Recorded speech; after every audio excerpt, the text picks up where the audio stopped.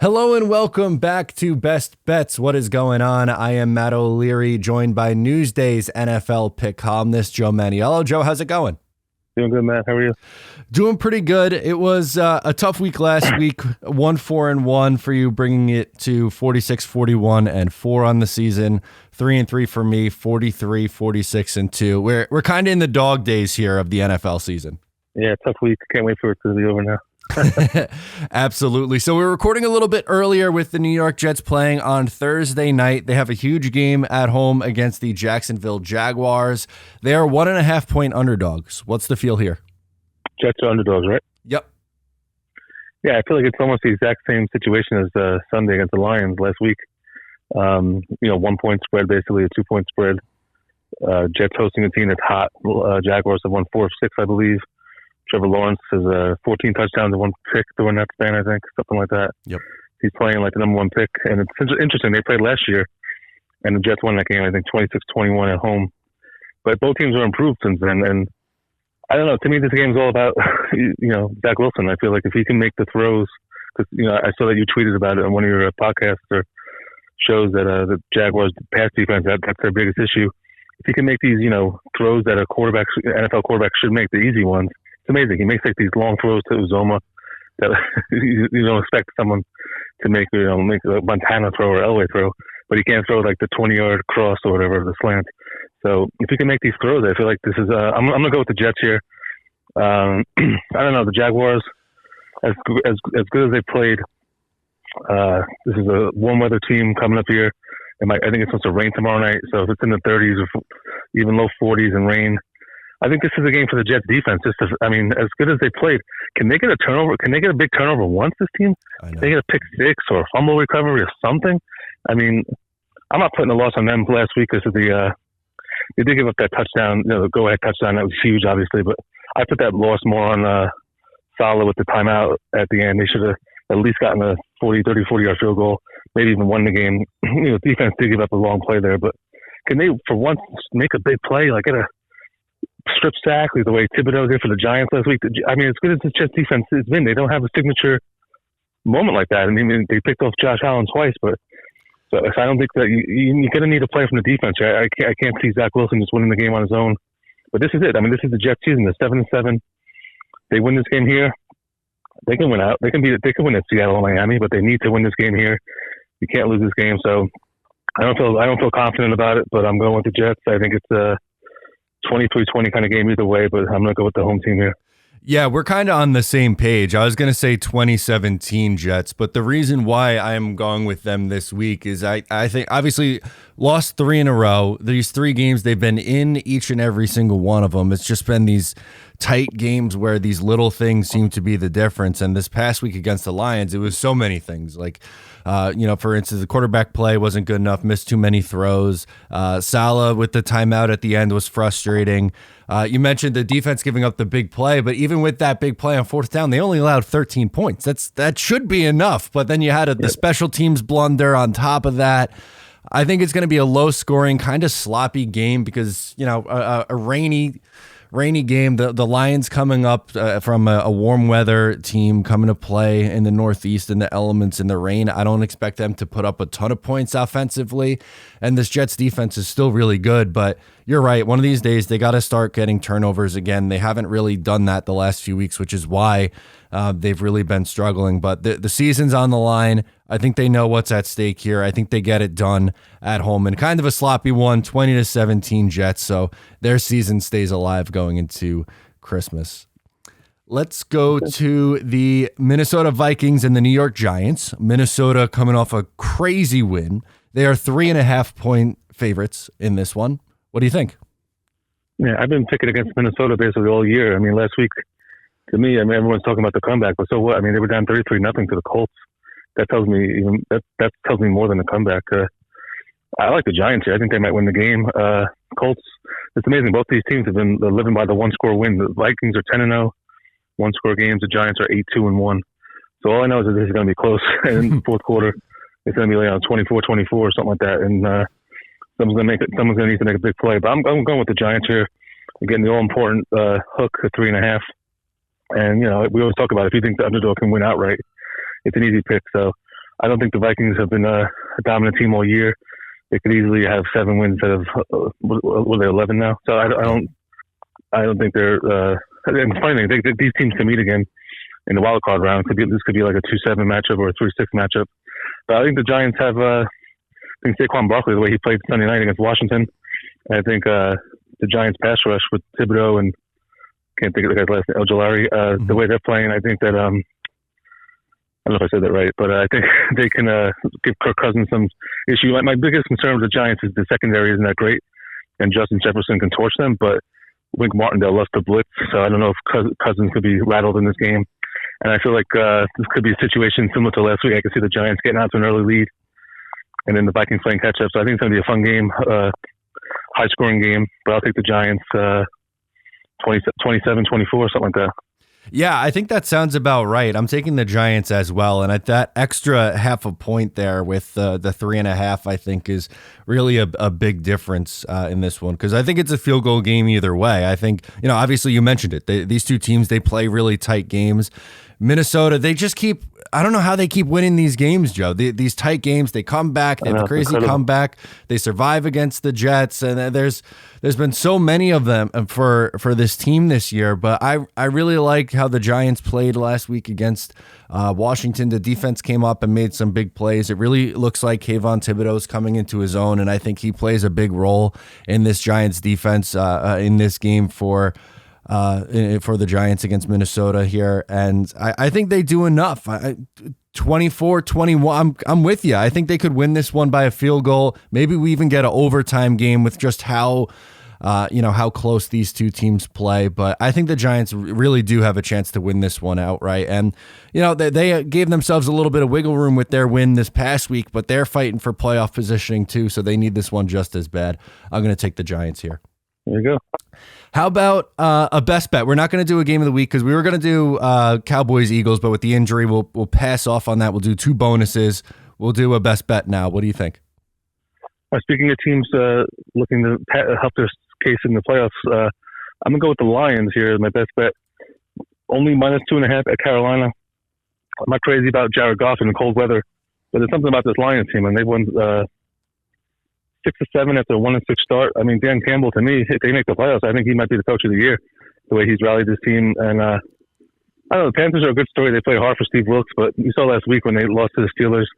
I just don't know if Sam Darnold and that offense is going to score enough points to cover this number. It's only 2.5, so even if the Lions eke out a win like they did last week at the Jets 2017, you're going to win here. But I just feel like I like taking hot teams at this time of the year in the cold weather. And I feel like I like taking teams that have a lot to play for.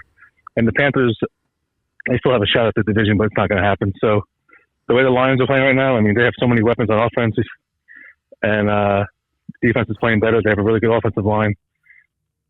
I'm not crazy about Jared Goff, like I said, in the cold weather, but the way this team is playing, all the momentum and motivation here to get the 7th seed. And we just talked about the Vikings. I mean, they do not want to face the Lions in the playoffs. Oh. So I think the Lions keep it going here, and they win it's not going to be a blowout, but maybe like 24-17, something like that. Yeah, I agree with you. I like the Lions a lot this week as well. For my best bet, I'm going to go with a team that's red hot right now in the Los Angeles Chargers. They're taking on Indianapolis, and they're favored by 3.5 points. For me, after Indy blew that game, I think they are they're cooked. Not that they were a great team to begin with, but they had like a outside chance to like stay alive, kind of salvage the season with Jeff Saturday. But that is just such a deflating loss. I don't know how you come back from that. And the Chargers, I mean, they're in the AFC wild card race. They're fighting all these teams, the Jets, Dolphins, Patriots, Chargers.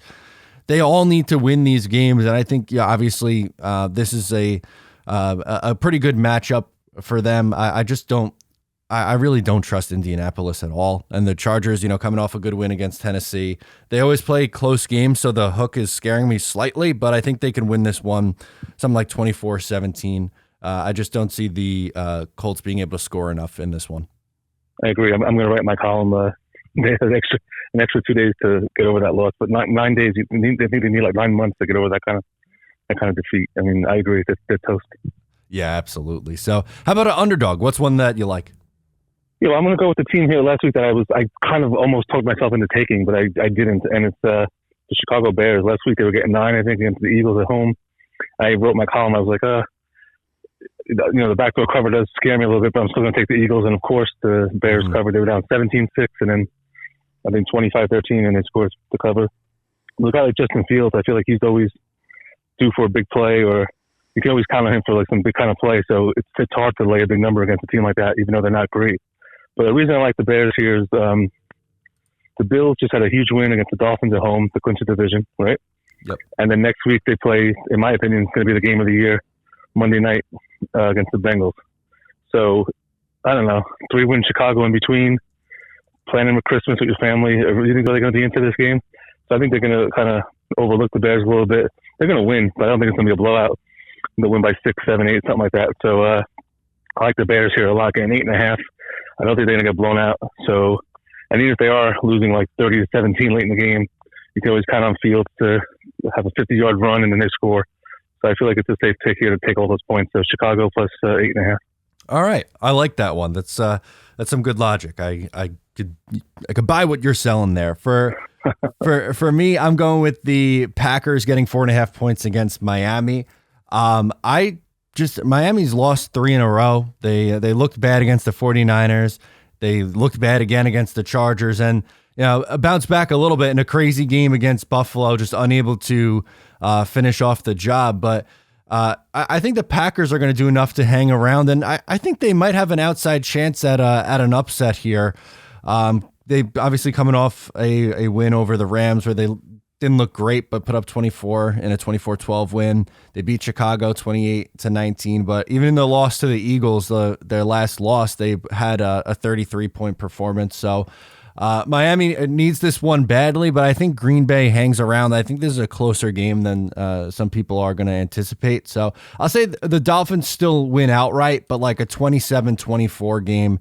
But Green Bay hangs around here in this one. Yeah, I agree. I think the line is too high. All right, so let's get to those two bonus. What's a bonus pick that you want to share with us? Well, it's funny. We weren't going to pick this game, and but I'm actually going to go with the Eagles here plus 4.5. I think the line. I saw it go up to 6.5, which I thought was ridiculous, but I think the line is still inflated. The Cowboys, to me, haven't been that impressive. Last week they blew a 27-10 lead at Jacksonville. They lost on a pick 6 in overtime to Jaguars. Week before, they were lucky to beat the 1-win Texans at home. Needed a late touchdown drive. They were 17-point favorites in that game almost. So I don't know. I mean, obviously they're going to be up for this game. Micah Parsons has been talking about it for weeks. Eagles beat them. The funny thing is the Eagles beat them earlier in the year with Cooper Rush. Cowboys had the backup quarterbacks. Now it looks like the Eagles are going to have their backup. But there's a chance Hurts is going to play, but it doesn't really make sense for him to play because they can just clinch the division next week. But it's a rivalry game. But, it's not worth getting him hurt. But Gardner Minshew, I mean, I feel like he's probably one of the best backup quarterbacks in the league, so I don't think it's a huge drop-off. Obviously, Hurts is much better and is the dual threat, but it's not as if, would you really be shocked if the Eagles won with Gardner Minshew? I wouldn't be shocked at all. Nope. You wouldn't, right? Nope, not at all. Exactly. So I'm taking the 4.5. I think it's a 3-point game either way. I think the Eagles might even win the game. I'm not going to call it outright because whenever I do, it never happens. But, well, sometimes it does. But, yeah, I think the Eagles, they're super talented roster, probably the second best roster after the 49ers in the league.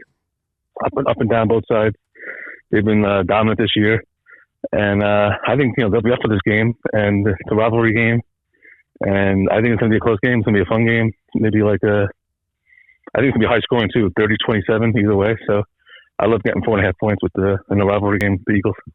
Yeah, I agree with you. I still think the Eagles can win this one outright. Gardner Minshew, man, he's frisky. I think he could come out and play and have some success in this offense. So I like that one a lot. For one of my bonuses, I'm going to go with the 49ers minus 7.5 against Washington. Now, up until the loss to the Giants, Washington was playing pretty well. They had a big upset win against the Eagles, and then they beat the Texans and the Falcons, and they tie with the Giants. But I love this 49ers defense, and with the struggles that we saw offensively for Washington last week against the Giants, I just think this is a really good spot for San Francisco, who is absolutely rolling right now. They are beating teams and beating them pretty handedly, whether it be the Seahawks, Tampa Bay, the Dolphins. The Saints game was an ugly one offensively, but they still won by double digits. I think they do it again. I think they win by 10 to 14 points in this one.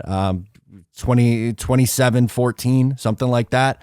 I just really don't have a lot of faith in the Commanders being able to travel out there on the road, an East Coast team going to play on the West Coast against an elite level defense like that. And I think, Brock Purdy's done a really nice job for them filling in. So I think they roll again here on Sunday.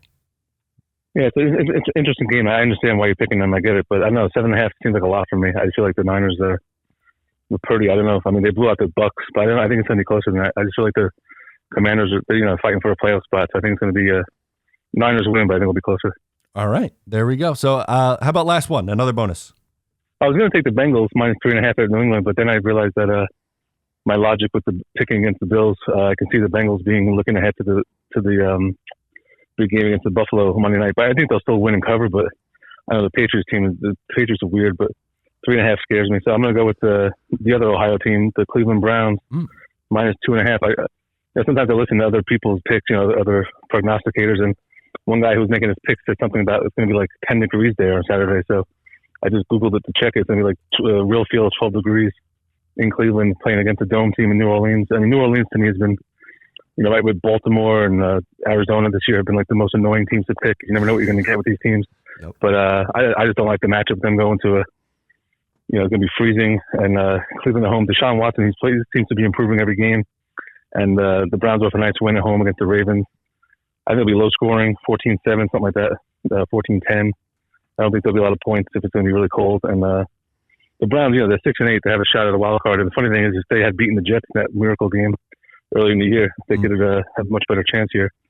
But another frustrating team. But they're playing better. So I'm going to take a shot with them. It's only 2.5. So as long as they win the game by 3, you got it. So I'm going to go with the Browns as my second bonus pick. Yeah, that makes a lot of sense, especially with the dome team coming out and playing in that kind of weather. Doesn't seem to fare very well. For me, I'm going to do something that I usually don't like to do, but I really like the spot for this team, and that's I'm taking the Chiefs minus 9.5 against the Seahawks. This feels like a really nice bounce back spot for the Chiefs. Yes, they won their game, but it was a stressful one. As they needed overtime against the Houston Texans. They've coming off 3 road games, so they've been on the road a ton, and they're coming back home to take on Seattle, who I just think is they're really struggling right now. They've dropped 4 of their last 5. They scored only 13 points this past week against the 49ers. They'll score a little bit more against the Chiefs. Chiefs defense isn't nearly as good as what San Francisco's is, but I just think the Chiefs are, going to use your favorite word, due for a big offensive performance. I think they put up a ton of points, like 37, high 30s, and I don't think the Seahawks are going to be able to score them. I'll go 37-20, so they pull away in the end there, but I just don't trust Seattle to score with Kansas City in this one. It's a good point. A lot of people, my first thought was there was too many points, but I feel like sometimes it's like a trap, and it seems like a lot of other people picking Kansas City too, so I think I may have changed my mind. It's one of those things. It reminds me of that Jacksonville game early in the year. We went head to head, the same spread, 9.5. And Jacksonville probably should have covered that game. They missed a field goal, had a touchdown called back, but I could see it being the same kind of thing. Like Chiefs dominate, Seattle comes back a little bit, and Chiefs win by 10 or 13. Yeah, exactly. That's kind of the vibes I'm getting from this one as well. So we'll run through these real quick for the Jets and Jaguars on Thursday Night Football. Both Joe and I are taking the Jets plus 1.5. Giants, Vikings, both on Giants plus 3.5. Best bet, I'm going with the Chargers minus 3.5. Joe is going with the Lions minus 2.5. Underdog pick, Joe is going with the Bears plus 8.5 against Buffalo. I like the Packers plus 4.5 against Miami. 2 bonuses. I'm on the 49ers minus 7.5. Joe is on the Eagles plus 4.5 against Dallas.